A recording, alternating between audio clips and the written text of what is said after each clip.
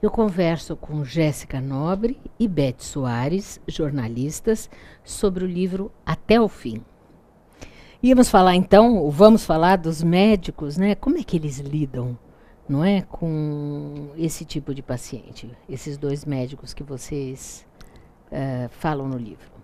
É uma coisa muito que nos impressionou bastante, nos deixou muito felizes, é que esses médicos, eles realmente têm um diferencial, assim, que é essa honestidade de falar dos limites deles enquanto profissionais e dos limites da vida, né? Eu acho que isso foi muito singular nos dois, assim. Eles contaram que quando estavam fazendo o trabalho deles, em algum momento se pegaram pensando que eles não tinham que ser adversários de Deus, né? Eles não tinham que tentar vencer a morte, mas eles tinham que fazer, até porque eles não iam conseguir vencer, porque ela vai chegar para todos nós. Com certeza. Então, eles queriam trabalhar com isso de uma maneira que deixasse o paciente vivo até o último minuto da vida dele.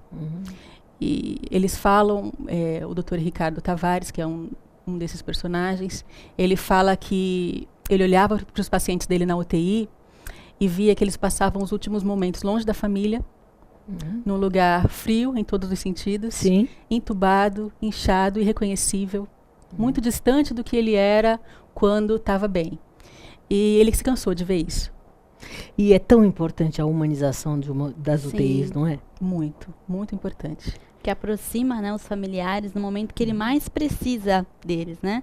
No momento de união, de amor ali. E às vezes nos hospitais acaba se afastando, né? Eles acabam se afastando e ali não, dessa forma não, eles podem ficar mais juntos nesse momento, né? E vocês perceberam, tanto no Dr. Ricardo ou em outros médicos, assim, alguma proposta nesse sentido, de que haja uma humanização maior? O tempo inteiro, né? Os cuidados paliativos, eles são exatamente isso. Essa tentativa de convencimento, e aí a gente conta um pouquinho no livro a trajetória do Dr. Ricardo nessa tentativa de convencimento dentro do Hospital das Clínicas, que é um hospital de muita importância no país todo, e que ele realmente precisou lutar bastante para conseguir convencer outros médicos, a administração do hospital, enfim. Uma coisa cultural realmente, né, que é esse distanciamento da morte.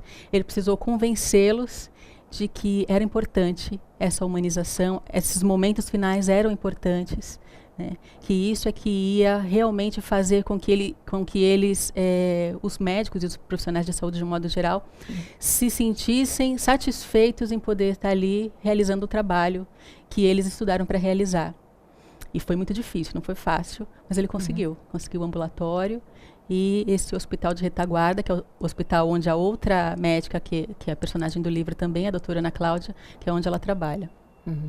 Esses personagens, vamos dizer, os médicos, são personagens, são fictícios ou eles existem? Não, é que no jornalismo literário, né, que é o estilo de jornalístico que a gente fez o livro, escreveu o livro, a gente chama também de personagens, as pessoas reais. Ah, entendi. Elas são chamadas personagens. Então, o livro inteiro é não ficção. Todas as histórias que a gente conta são reais. Agora, por que vocês acham que tantos médicos ainda resistem aos cuidados paliativos? Eu acho que as pessoas, de uma maneira geral, nós não somos, e nós ocidentais menos ainda, preparados para lidar com a morte de uma forma natural, né? E aí, quando a pessoa escolhe se tornar médico ou qualquer outro profissional de saúde, ela não tem um preparo especial para lidar com isso, embora a morte vá fazer parte do cotidiano dela. Ela não recebe nenhuma atenção especial, não se fala disso com naturalidade, né? Não se aproxima isso do cotidiano, do profissional. Então, na verdade, a gente, desde a infância, não é habituado a tratar da morte, né? Geralmente, quando tem um velório, um enterro, as crianças são apartadas, ainda que seja alguém muito próximo. Isso é cultural, né? É bem cultural. Então, não é só uma dificuldade, é que assim, para o profissional de saúde isso fica mais evidente, porque ele lida com isso no cotidiano. Mas, de um modo geral, as pessoas não são habituadas, né? Desde a infância, elas são habituadas ao contrário, a tentar se afastar o máximo possível da morte. E a gente vê isso no nosso cotidiano, né? Ninguém quer envelhecer, ninguém quer adoecer, ninguém quer, né? As pessoas são o tempo inteiro estimuladas a mostrar que são saudáveis, e aí é uma confusão do que é saudável e do que não é, como se não ter doença significasse ser saudável, e nem sempre. Né? Você pode ser muito saudável tendo uma doença, e você pode não ser saudável não tendo doença nenhuma. Com certeza. Porque a saúde tem a ver com um estado pleno de físico e mental de satisfação e de bem-estar. Com certeza. Né? Não, Então, somente. na verdade, nós não somos, de um modo geral, preparados para falar sobre isso.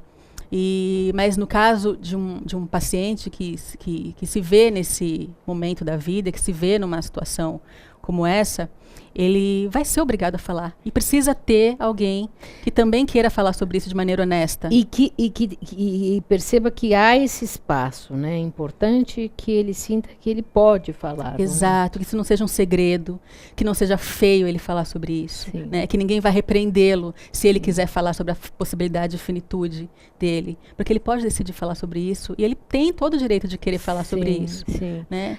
Inclusive a coisa da abreviação, às vezes, da vida, eutanásia, esse tipo de coisa, isso é uma coisa muito tabu, né? Demais. Demais. Porque é essa falta de naturalidade mesmo. A doutora Ana Cláudia falou uma coisa que me marcou bastante, assim. Ela falou assim: as pessoas precisam parar de ver a morte como o oposto da vida. A morte é mais uma etapa da vida. Ela é um processo que a gente começa quando nasce.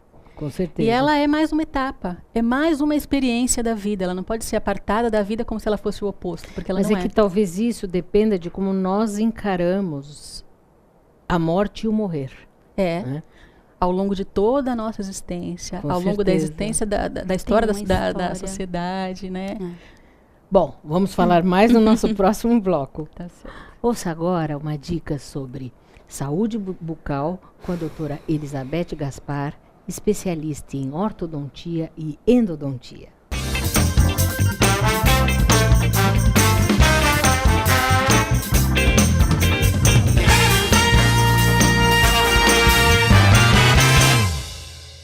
Beth, e o clareamento dental, ele pode ser realizado por qualquer pessoa? Por qualquer pessoa com certas indicações. Por quê? Gente com que tem problema gengival, com tártaro, não deve ser feito. Fumante, também não deve ser recomendado clareamento. Dentes têm que estar vitais, ou seja, dente que já tem canal tratado endodonticamente, não vai clarear. Dente que tem porcelana, coroa de porcelana ou resina muito extensa, não vai clarear. Então, pode ser feito com as suas indicações. Agora, quais são as técnicas disponíveis, né, para se clarear os dentes? Bom, tem a técnica feita no consultório, que o paciente fica cerca de 1 hora na cadeira, geralmente é de umas 2, 3 sessões, dependendo do caso, feito com peróxido de carbamida a 35% e é ativado com LED ou laser. Tem o procedimento que é feito com moldeiras na casa do paciente, que é o caseiro, o profissional faz as moldeiras, instrui direitinho, dá o gel clareador, é peróxido de hidrogênio, aí depende de 10, 15, 20%, e é feito no mínimo de 14 noites que o paciente dorme com essa moldeira.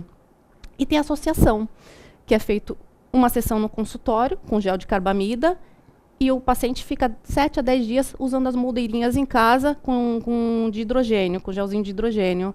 O melhor resultado é essa associação. Bom, tem jeito, a pessoa pode ficar com os dentes branquinhos, aqueles dentes que a gente diz que são os dentes de artista. Ah, sim. Muito legal. Então tá bom. Até semana. Até semana. Vamos para um rápido intervalo, não saia daí.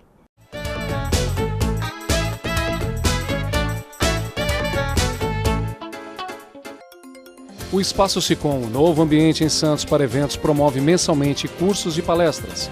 O objetivo é informar e capacitar síndicos, condôminos e administradores nas áreas civil e trabalhista, incluindo o curso de síndico profissional.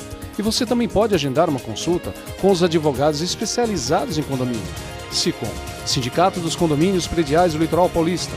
Informações 13 3326 3083.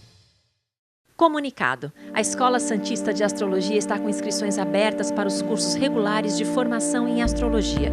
Curso básico com turmas manhã, tarde e noite, interpretação de mapa astrológico, previsões e supervisão de mapas. A escola ainda oferece atendimento de mapas astrológicos e uma grande variedade de livros. Escola Santista de Astrologia, Rua Goitacazes, número 8. Telefone 3284-9714. Santos.